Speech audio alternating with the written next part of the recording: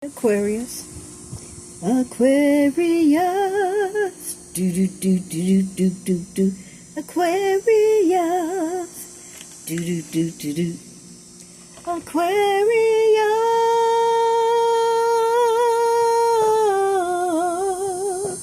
Hey Aquarius, Sun, Moon, Rising, and Venus. This is your September the 30th to October the 5th Orisha reading. Yes. We've been at it a while, and now it's high noon. I know you can see it from all this beautiful sunlight out here. Okay, so Aquarius, let's get started on your reading. I think it's going to be very lengthy. The first card you got is the Fairies and Sylphs. All right, I got them stacked this way because of the wind. At any given time, I might have to drop this on top of it. Okay, to keep the as a waiter. Well, maybe I should just put it on there now. That way it won't catch me off guard. How about that? It said these elemental govern the mental function, taking part in telepathic processes, increased precognition and clairvoyance, increase in intuition and hypersensitivity. Ooh, so if you have these abilities, this is what they are. They govern, okay? Now the meaning of your card is this. It said this card may represent an old, mature man or woman who is a dreamer, sensible, melancholic, inspired, a poet, an artist, teacher, writer, scientist, etc. Someone with a fine character and with strong conviction, faithful and tender. In combination with others, negative cards, chimerical, process of false illusions, lost illusion, false prospect, and projects with no grounds or future. Now, I don't think I've seen any negative cards here, so we're going to just keep it moving, right? Okay. Your next card you have is Iku. Iku or Iku, right? Iku is a skeleton covered by a hooded black cloak down to the feet. We see that this figure is not standing on the ground and is surrounded by nothing, an image of no space and no time. She is timeless. She doesn't seem to be affected by hours, minutes, or days. Nevertheless, she exists. But she does not consider where to place her bones. It could be a castle, a house, hospital, an institution, or a shack. She is holding a sickle in one of her hands, a sharp cutting instrument with which she cuts off situations or things, bringing them to an end. She arrives without regard to age, sex, color, social standing, role in society, or financial position. The ancient African believed that the soul of a deceased person had to cross a river, a belief similar to that of the ancient Romans and Greeks, who thought that their deceased traveled over the river Styx, S-T-Y-X, before reaching the last stage corresponding to his behavior in this world. The spirit of the deceased remained attached to the body until the relatives threw earth on the grave, similar concepts as shared by many spiritualists. Before the burial, the body was washed with special herbs to liberate and purify it.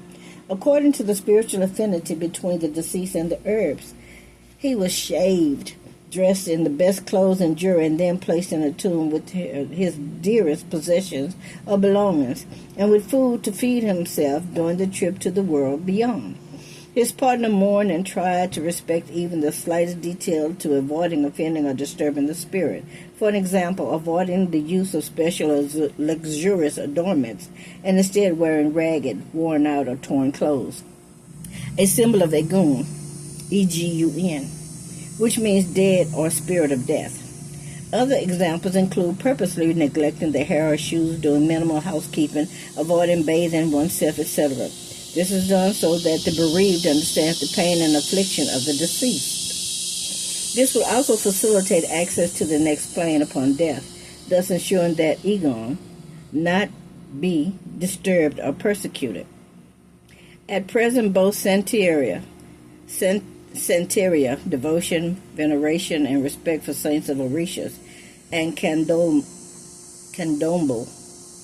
and certain other African cults normally use a cord of protection against kiumbas made of palha de costa and soaked in abo, ABO, for 3 or 7 days and prepared and hallowed through protected prayers while the palha P-A-L-H-A, is made into a braid. The purpose of this cord is to protect the person who holds it from the Kimball, who may wish to cause harm, and to make him or her immune to any spiritual attack. In Nigeria, the Yoruba hold a rite every year to remember their dead. They dance with masks and colorful tunics. The cadence of the rhythm, the dance, the song wraps them in a mystical halo and a communion with those who have departed. The dead are remembered on November the 2nd when they are offered food, which varies according to African nation ruling the ritual. They are also offered a glass of water illuminated with a white candle, preferably made of wax, for it will better preserve the impregnation of fluid placed on it through thoughts or prayers. I have also noticed that odd numbers of white flowers are offered and that Catholic masses are requested for the subsequent days. Note the merger of the two religions. To give peace to the soul being remembered. In the Isle of Itaparica, I messed that word up, Itaprica, I'm going to leave it like that, Brazil, there is only one house, the Agun, where predecessors are revered. Their cult is secret and prohibited to persons who have not been initiated, and the role of women is not great, for many non-existent.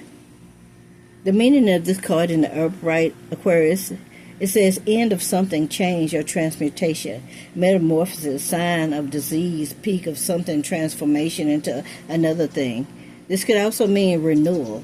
It could also mean danger or crisis, death of a thing, thought, situation, feeling, condition, state, etc. Or Kiumba. So it looks like this is talking about you being gifted, okay, with spiritual gifts, and these are the people that's over it.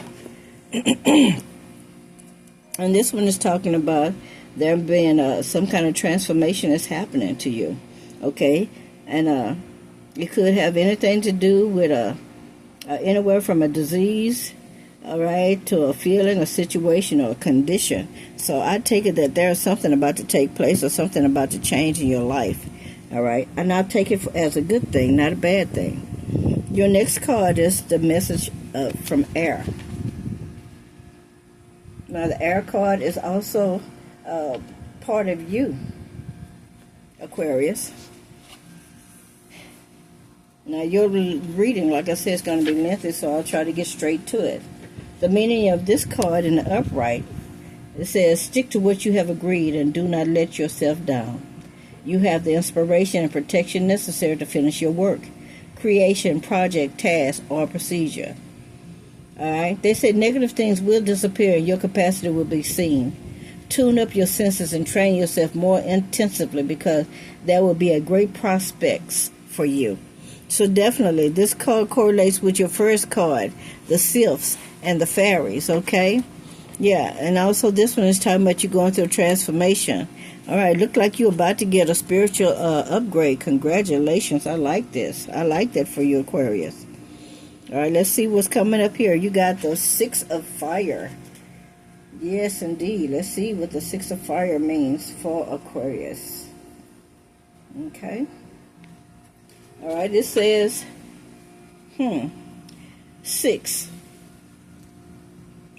6 tired and exhausted men returned to a village after the previous sequence, rescuing a woman from the voracious and instinctive appetite of the beast.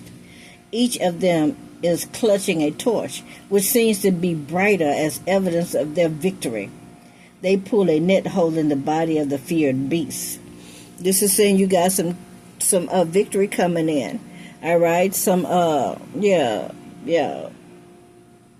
triumph in a thing. There it is for those over there. Okay, in the upright it says the village will know the outcome of the battle, and the news will quickly spread. Evil has been defeated. The beauty of the women is reflected in the nobility and kindness of the man who fights with justice as a weapon or tool to achieve success. The battle was a great stratagem, fought with true art and science, progress, proeminence, success, and achievement. So definitely you are going to higher heights. and deeper depths. Congratulations, Aquarius. Your last card is the Nine of Earth. All right, as you notice on this card, this lady she's planting seeds. She's dropping seeds. All right, this to me is talking about fertility. All right, growth of a thing. But let's find out. It says a lonely woman with her back turned is plowing the land for subsequent sowing. I don't know. You probably can see this is green. Green is talking about healing. All right. It could also be earth. It could also represent prosperity, abundance. So in the upright, this card means this woman has adopted a position because she prefers solitude to the incompatibility of those who could not understand her. For time was running away, and it was necessary to provide for the future. She prefers to go away. She herself, with her wisdom upon noticing the danger, but without false pride, cultivates a virgin land with love in order to enjoy its fruit later. Deep love for life and all of nature without retaining useless and destructive rancor. There is a scripture here that says, but that on the good ground are they, which in an honest and good heart, having heard the word, keep it, and bring forth fruit with patience. So definitely, this is talking about your spirituality, Aquarius. You are going to higher heights and deeper depths, okay? All right, it's one that planted, one that watered, but it's God that give the increase, and it looks like you are about to get an increase in your spirituality. Congratulations. I am happy for you. I am thrilled for you, and I look forward to seeing you in the field. Okay, the fields where we go out and we help other people on their spiritual journey, whether it be in word, deed, or prayer. See you in the next video, and thank you for watching this one.